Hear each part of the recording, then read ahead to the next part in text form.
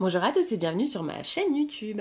Aujourd'hui, j'ai le plaisir de vous retrouver avec deux livres parus chez Mama Édition que je remercie infiniment pour cet envoi. Alors, il y en a un qui est de Magali Lemonnier et de Daniel Beltrami, donc il s'appelle Confession d'une sorcière, le soin énergétique en pratique. Et le deuxième, c'est de Aurore Goé, sur la voie de la déesse, une initiation au véritable tantrisme du Bengale. Donc, ce qu'on va faire, c'est que je vais d'abord vous montrer le premier que j'ai lu. Et ensuite, on passera au deuxième. C'est parti! Hop, donc ils font partie de la collection Témoignages. C'est une collection que j'aime beaucoup du coup chez Mama Édition. C'est très sympa, je trouve les livres témoignages, j'aime beaucoup moi découvrir les témoignages un peu des consoeurs, des confrères ou de thérapeutes différents. Donc ce livre-ci, il est à 19 €, il est disponible partout en librairie, y compris les librairies en ligne. Et chez Mama Édition, vous pouvez retrouver aussi les livres en e-book. Donc si vous n'avez plus de place dans la bibliothèque, ou si vous cherchez des livres pour cet été, écoutez, foncez. Donc ici, on nous dit donc Confession d'une sorcière, le soin énergétique en pratique. Comment découvrir et apprivoiser des pouvoirs extraordinaires. Après avoir vécu un choc émotionnel autour de la quarantaine, Magali Lemonnier ressent le monde qui l'entoure différemment. Une rencontre avec un magnétiseur la met face à des sensations inconnues jusque-là. Des perceptions physiques et plusieurs visions.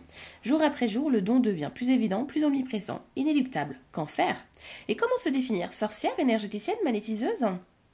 Magali Lemonnier est avant tout une aventurière friande d'expérience, alors elle se lance. Pas d'études ou de diplôme dans ce domaine, il faut juste se faire confiance et commencer les séances. Elle se livre ici dans un dialogue animé avec un interlocuteur sceptique mais curieux et plein d'humour, ce qui donne naissance à des pages trépidantes remplies d'exemples insolites sur l'apprivoisement et la mise en œuvre de ses capacités hors du commun. Donc les auteurs, Magali Lemonnier de Gouville a été chargée de projets au sein de l'université de Grenoble durant une quinzaine d'années jusqu'à ce qu'elle découvre ses capacités de magnétiseuse. Elle décide alors de faire son métier et ouvre un cabinet dans un centre paramédical. Daniel Beltrami a exercé plusieurs métiers au sein de l'éducation nationale. Sa curiosité pour les phénomènes que la science ne sait pas expliquer l'a amené à interroger l'autrice sur ses pratiques de magnétiseuse. Donc comme je vous ai dit, ils font partie de la collection Témoignages. Voilà, donc il fait 192 pages et on va découvrir ensemble le sommaire. Je vous en ai parlé aussi sur Instagram, je vous ai donné mon avis sur cet ouvrage, Confession d'une sorcière, donc le soin énergétique en pratique. La préface, elle est de Malika Mercadier et Géoffrey. Voilà, donc paru aux éditions Mama. Donc ici, vous avez la préface. Et voilà, souvent dans ces livres-là, chez Mama Édition, ce que j'aime bien, il y a des petites phrases, des petites choses qu'on va retenir ou qu'on peut utiliser même comme oracle. Ici, donc, je ne marche pas en vrai dans un autre endroit, je marche seulement dans l'idée d'un autre endroit. Bon, ils sont loin ces autres endroits, ils sont tous ici, maintenant. De Dean Koontz, Regard oblique. Donc, je vous montre un peu comment se présente cet ouvrage, ce récit témoignage, qui personnellement m'a transporté. J'ai lu d'une facilité, d'une rapidité même, j'ai envie de dire. Bon, après, moi, je suis une mordue de lecture, mais voilà, j'ai trouvé cet ouvrage très sympa. L'approche aussi est très sympa. Je vous montre un petit peu. Voilà. N'as-tu rien vu venir? Chapitre par chapitre. Et à la fin, donc on a des petits mots sur les auteurs. Vous voyez, pour ici, Daniel Beltrami. Et ici, pour Magali Lemonnier de Gouville. Voilà. Et donc ici, vous avez le sommaire. Donc en chapitre 1, les 10 de la sorcière. En chapitre 2, les 10 du moine. Mais qu'est-ce qu'il m'arrive en chapitre 3? Chapitre 4, quand faut-il y aller? Il faut y aller. En chapitre 5, je deviens boulimique. En chapitre 6, camémaïste. Magnétiseuse, sorcière, qui es-tu? Point d'interrogation. Je rêve ou bien? Dis Magali, pourquoi tu danses? Dream Team, tu as dit bien Dream Team. Ce que je dis vous appartient. Tu te fais suivre? J'ai une copine sorcière. N'as-tu rien vu venir? Allez, raconte-nous tes histoires. À tous les coups, on gagne. Merci la vie. Et ici, vous découvrez d'autres livres de la collection Témoignages. Donc, je vous montre, vous avez Jusqu'à la mort et l'au-delà, Confession d'une sorcière, Flic guérisseur, Rendre l'âme. Et vous en avez encore plein d'autres. Moi, je vais vous montrer juste après, donc Sur la voie de la déesse, qui est génial. Voilà. Il y en a plein d'autres. En tout cas, moi, les deux que j'ai lus, là, je suis très contente. J'aime beaucoup cette collection. C'est très sympa. Et ça vous plaît beaucoup. Voilà. Et là, les autres collections. Donc, voilà pour ce livre-ci. Donc, c'est parti pour le deuxième livre, donc Sur la voie de la déesse. Donc, une initiation au véritable tantrisme du Bengale. Donc, il est toujours paru chez Mama Édition. Il est de Aurore Goé. Ce livre-ci, c'est un gros pavé. Regardez-moi ça. Hop! Une très belle couverture, c'est violet, c'est très beau. Il est au prix de 27 euros. Ici, on retrouve donc 584 pages. Et pareil, il est dans la collection Un témoignage. La préface, elle est du docteur Jacques Vigne. Donc l'autrice, je vous l'ai dit, je crois, Aurore Goé. Voilà. Qu'est-ce qu'on nous dit ici? Donc une immersion profonde et émouvante dans l'expérience tantrique de l'Inde du Nord. Dès son premier voyage en Inde, Aurore Goé reçoit la grâce de la grande sainte Ma Anandamayi. Considérée mondialement comme une incarnation divine, puis chez les Bauls, troubadour mystique du Bengale, elle vit un lien direct avec le divin à travers la musique, le chant et la danse. C'est avec ses frères du vent que sa vie est peu à peu transformée jusqu'à plonger sans réserve au cœur du tantra.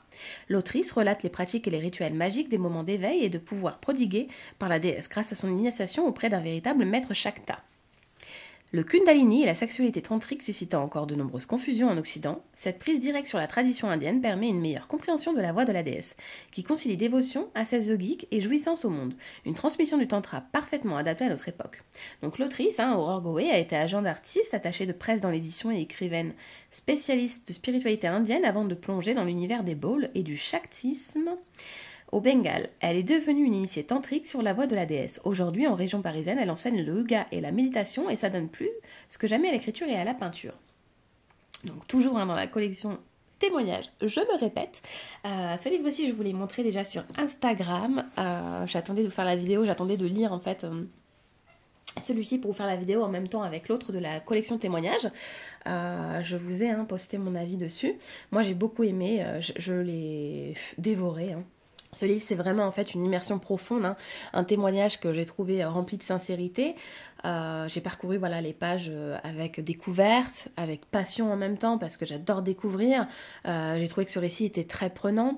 Il nous emporte vers une véritable plongée dans l'Inde mystique. On découvre tellement de choses grâce à Aurore Goé, entre pratiques ancestrales, Kundalini, haut lieu de pèlerinage de Ma Anandamayi, j'espère que je le dis bien, excusez-moi sinon, le tantra, j'ai vraiment trouvé super, donc je vais vous montrer l'intérieur et puis voilà. C'est parti, je vous montre rapidement l'intérieur du livre. Donc sur la voie de la déesse, une initiation au véritable tantrisme du Bengale. Donc son nom signifie mère pleine de joie, qui lui a été donné par son premier disciple, donc Ma Anandamayi, j'espère que je le dis bien.